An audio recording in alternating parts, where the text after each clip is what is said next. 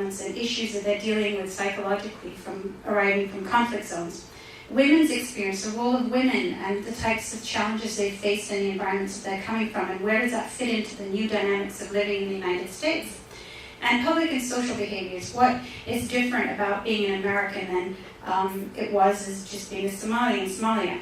So how do we shape a positive identity for our youth? We have to have media literacy, healthy relationships, we have to empower our youth, and we have to focus on education, and we have to value something called truth. And yes, I made those up because I've studied this for 8 years and I realized that these are very challenging areas that all communities need to face. So how many of you all use a computer? That is probably the dumbest question ever. But seriously, every one of you is probably using at least majority of these tools out in the media right now. So what does it mean to be media literate? It means being able to watch something and question what it is we're watching, and to be able to read things and ask where it came from, discussing it, understanding the source, and identifying misinformation when you watch something or see something in the media. That's what critical thinking skills would be included in media literacy. Seeking accurate information. Is a source that I'm looking at credible? Are there other views on this topic? Am I consuming media in the right context? Am I putting the story into the context that it belongs to in? Knowing the Pied Piper. Who knows who the Pied Piper is? How many of you are into fairy tales? There's got to be some people that know who the Pied Piper is. Yes, the Pied Piper was a freaky fairy tale character that sort of played his flute and attracted boys and apparently rats and boys into oblivion. So the Pied Piper exists on the internet because the Pied Piper is your average salesperson trying to get you to buy something, try to sell you an idea, to sell a concept to you. So it's all about selling you on something. So being media literate means understanding when you go and use media, what is the hook here? Like, what is this person trying to achieve by getting this information out to me? And also just understanding cyberspace these days, that to think that you're using one or two tools in the media means that you're actually very connected. It's all connected very intricately, even if you have one or two choices of medium communication. So we have multi-directional media nowadays. So it's no more unidirectional and it's no more just flat communication. And then fostering healthy relationships. How do we do that? You first have to have a good relationship with Allah subhanahu wa ta'ala. You have to know you have to have awareness about what your principles are, what you're trying to strive for as a person.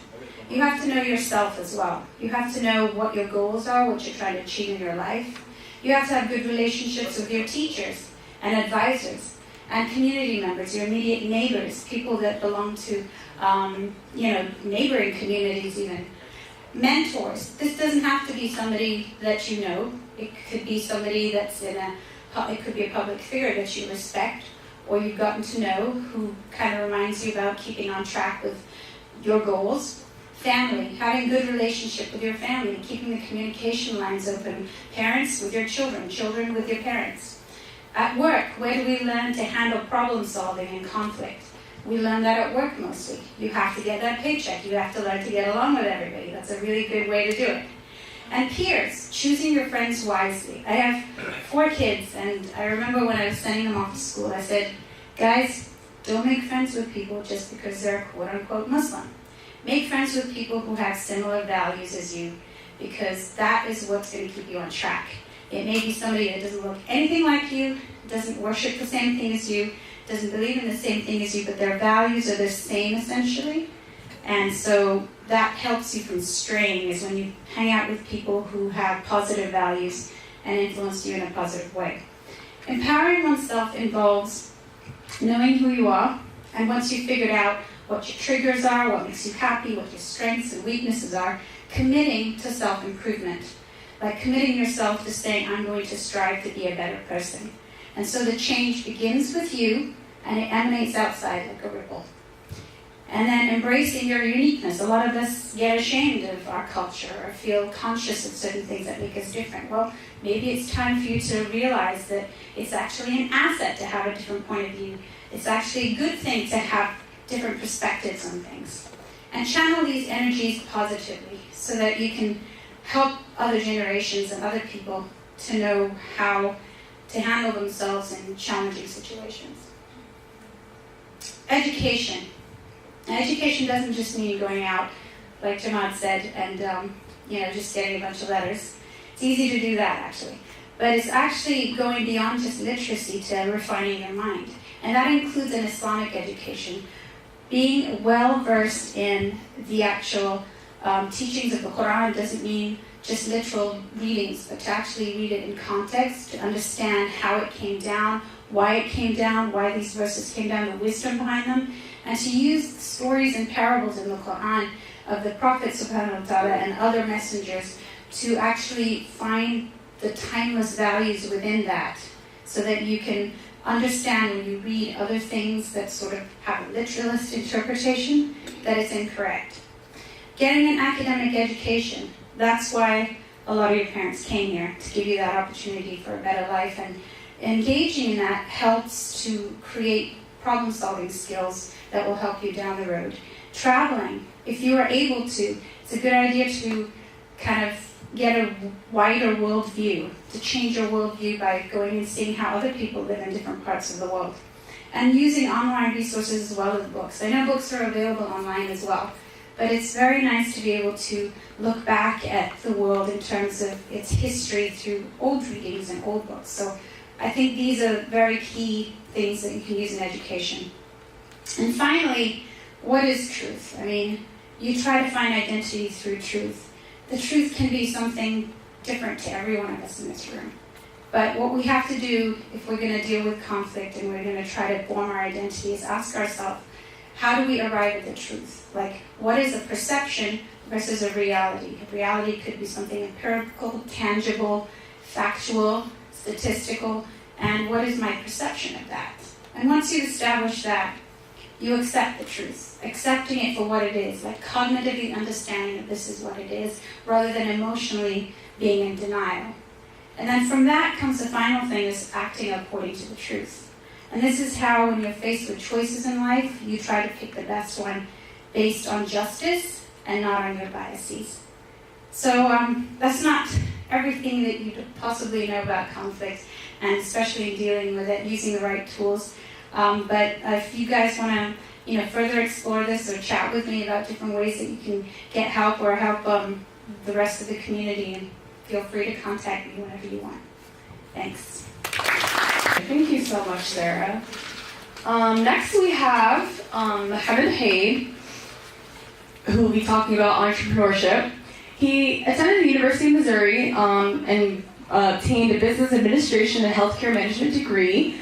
He attended the University of Maryland for IT training and certification. He's now a web developer and a project manager. He actually created Diatech, which basically created our banner, our logo, our website, and etc. He's a regional manager for ExxonMobil. He's marketing and sales in the past for Verizon, Michael & Son, and Room Store.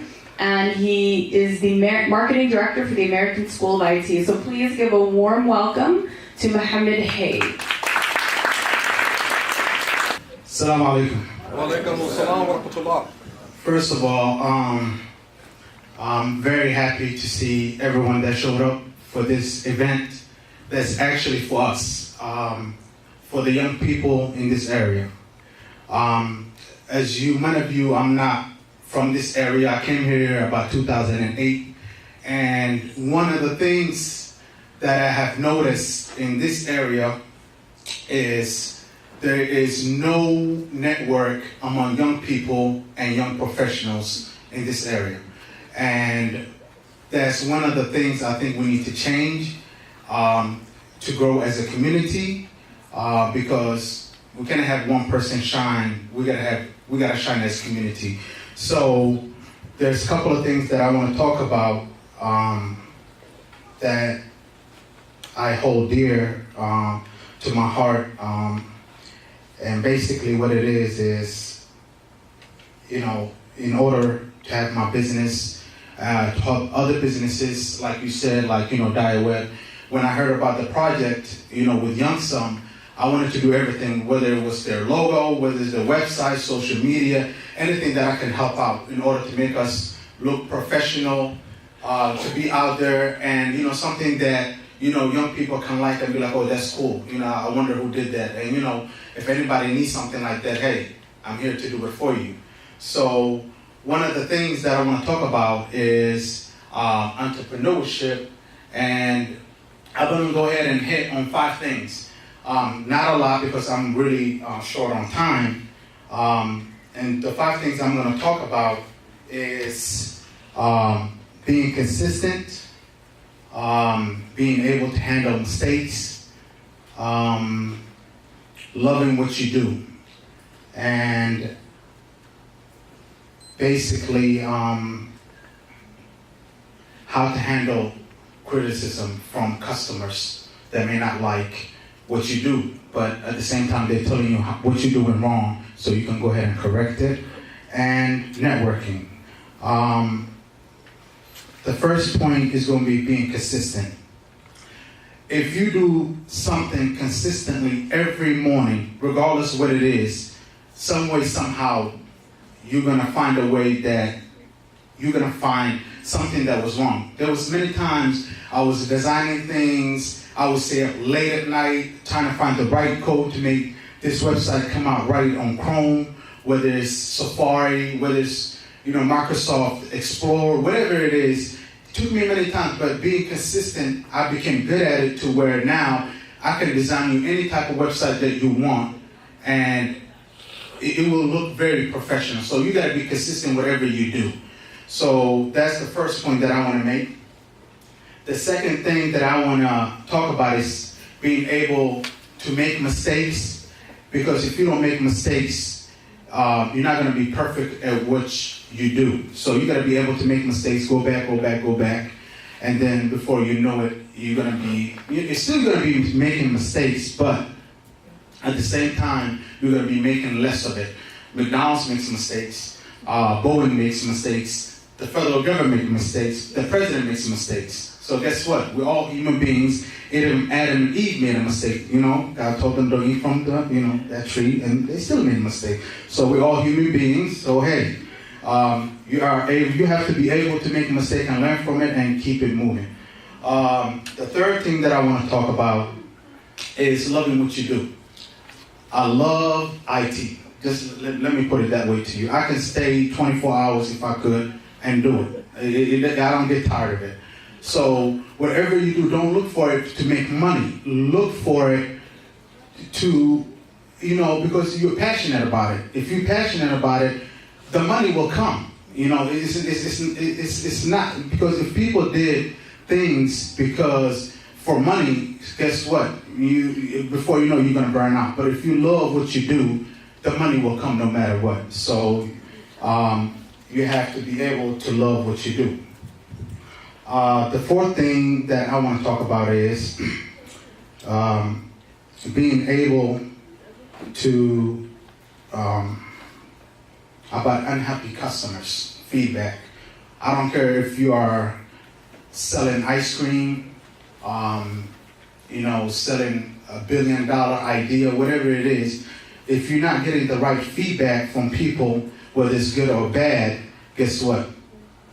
You're not able to correct those things. So if you correct them, they basically tell you how to get their money. So basically they're telling you whether it's a cause, they're telling you, hey, don't talk about this right here, but find a way to reword it. You reword it, and basically you may have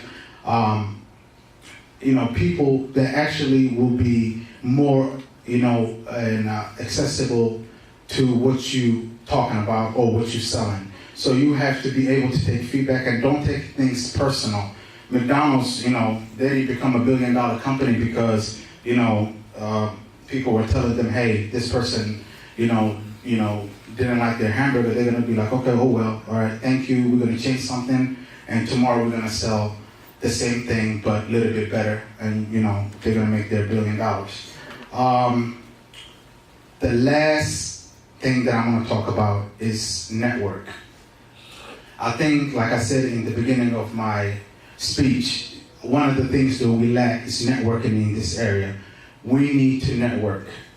Young people, we need to network, because the thing is, I actually had a talk with one of my friends the other day, and he was telling me the only way that he sees his friend that he grew up with either is at a wedding or somebody died. And it's sad. It's really, really sad.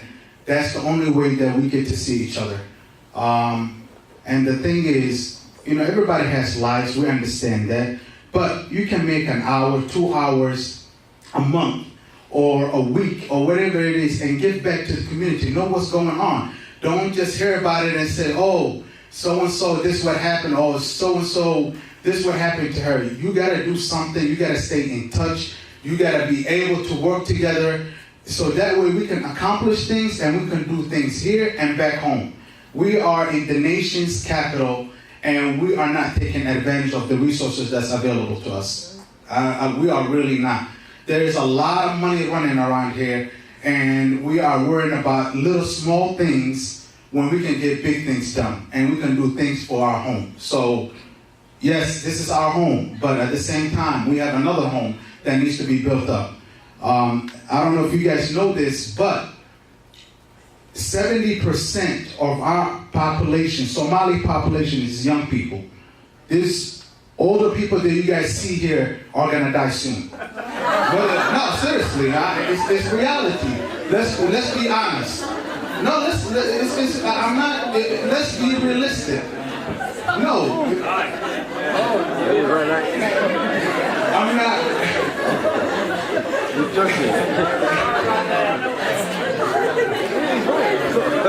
But it's the point. Every day, tomorrow I can die too. Hey, who knows, But like I was saying, we have to stay in touch.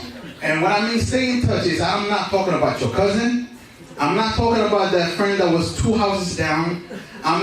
Guess what? There's 100 people, I'm not saying 100 people, but close to 100 people that are here. Go introduce yourself, get to know each other, tell them what you do. Maybe they can help you, maybe, they need something, whatever, just get to know each other. Don't be shy, you don't have to be, stranger, hey, how you doing, what they're gonna do, say, no, okay, all right, you keep it moving. So that's all I'm saying, and I'm gonna go ahead and end it at that, and thank you. Okay, keeping the program moving. Okay, now we have Ahmed Noor. He's with the American School of IT, who also gave some sponsorship for this event. He has over 13 years of teaching experience and 9 years of IT experience, over 5.5 years of instructing IT. He studied in the US and India and received over 10 certificates from the top IT industries. Ahmed Noor basically is going to be talking about mentorship, and if you have any questions about mentorship, or you're starting a career, you want to propose a business plan, etc., he's the perfect guy to talk to. I'm going to give him the microphone. He's going to talk to you more about his school. Assalamu alaikum. Walaalayaal, marwooyin, hooyooyin, aabayaal, kullu waan salaamaya. Inshallah, I will speak English, of course. I know you guys are surprised, but I'm trying to practice my Somali. Alhamdulillah, ilahay wuxuu na siiyay opportunity fiican inaan isugu imaano anagoo dhalinyaro ah, aan is caawino. Inshallah. All right, brothers and sisters, guests, everyone, I really appreciate it for this great opportunity to be able to speak about my experience, a little bit about entrepreneurship, to continue on what my partner and my close friend Mohammed talked about, and then I will talk about IT, a little bit about IT and about the ASIT company. So, just to give you a little bit example of how I started business, I started when I was approximately 7 to 9 years old. I know some people are surprised. We used to have a little store back home, Somalia, Mogadishu, and I used to sell this store. Some days I used to be off, what I used to do, I used to get gum You know those gums that have 5 sticks in them? I used to buy it from our store and sell each one and add some money on top of it. So, alhamdulillah, that's how it started. So the point I'm making is I always